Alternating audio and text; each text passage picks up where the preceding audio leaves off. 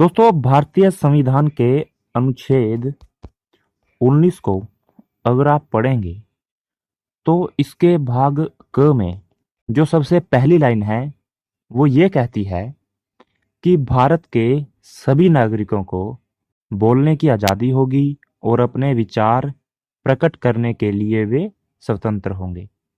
यानी कि भारत का प्रत्येक नागरिक संवैधानिक रूप से अनुच्छेद 19 के अनुसार संवैधानिक रूप से अपने मन की अभिव्यक्ति अर्थात जो भी उसके मन में विचार हैं उन्हें प्रकट करने हेतु आजाद है, स्वतंत्र है।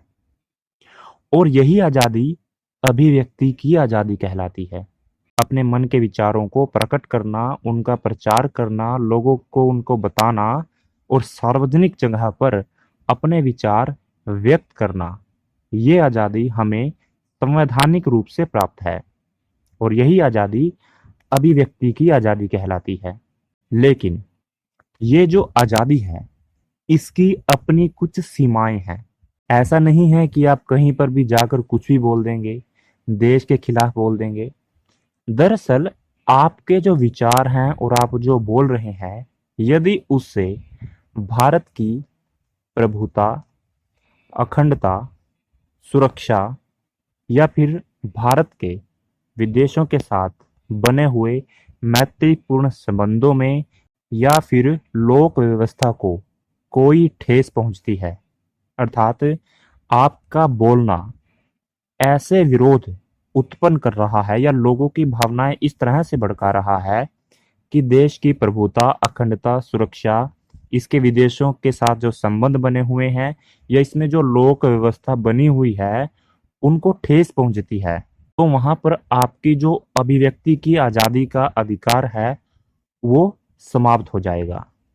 अर्थात एक लिमिट है कि आप कुछ मर्जी बोल सकते हैं लेकिन आप भारत के खिलाफ नहीं जा सकते, अपने देश के खिलाफ आप नहीं बोल सकते। ऐसा आप कुछ भी नहीं बोल सकते जिससे कि हमारे देश में फूट पड़े या हमारे देश की जो प्रभुता है, जो शक्ति है देश की सरकार के पास अपने आंतरिक निर्णय लेने की, जो प्रभुता कायम है पूरे देश में, पूरे भूभाग में, पूरी जनसंख्या पर, उसको यदि ठेस पहुंचती है तो वहां पर आपका अभिव्यक्ति की आज़ादी का अधिकार समाप्त हो जाता है।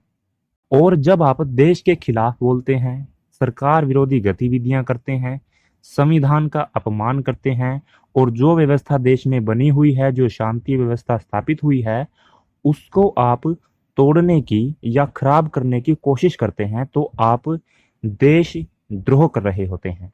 तो इसलिए आपकी अभिव्यक्ति की आज़ादी जब कुछ सीमाओं को पार कर जाती है तो वो देशद्रोह बन जाती है। अब जो मुद्दा उठता है अभिव्यक्ति की आज़ादी को लेकर, वो यही मुद्दा उठता है कि आपकी अभिव्यक्ति की आज़ादी ने कब वो सीमा पार कर दी कि वो एक देशद्रोह बन गई। जैसे आप बोलते हैं, आपको एक सीमा पर जाकर रुक जाना होता है, यदि आप उस सीमा को भी पार कर देते हैं तो आप देशद्रोह की श्रेणी में आ जाते हैं। और जो अभिव्यक्ति की आज़ादी को लेकर मुख्य प्रश्न उठता है वो यही उठता है कि वो सीमा कहाँ तक है। जैसे कि कुछ जगहों पर भारत का विरोध करते हुए पाकिस्तान जिंदाबाद के नारे लगाए जाते हैं, तो क्या वो अभिव्यक्ति की आज़ादी है या वो एक देशद्रोह है? तो इस तरह से कहाँ पर आपने वो सीमा पार कर दी तो वहां पर आपकी जो अभिव्यक्ति की आज़ादी है वो समाप्त हो जाती है। अब यहाँ पर एक बात और कि जब हम कहते हैं देशद्रोह तो हम सरकार के विरोध में होते हैं। सरकार विरोधी गतिविधियां यदि कोई करता है तो उसे देशद्रोही कहा जाता है, लेकिन सर्वोच्च न्यायालय के अनुसार प्रत्येक नागरिक कार्यपालिका, न्यायपालिका और नौकरशाही की आलोचना कर सकता है। यह अभिव्यक्ति की आज़ादी है।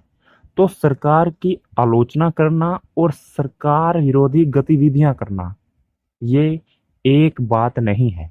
तो सरकार की आलोचना करना अभिव्यक्ति की आज़ादी है, लेकिन सरकार विरोधी गतिविधियां करना देशद्रोह है। तो इसलिए अभिव्यक्ति की आज़ादी सभी नागरिकों को प्राप्त है भारत के अनुच्छेद 19 के अनुसार, लेकिन उसकी सीमाएं हैं।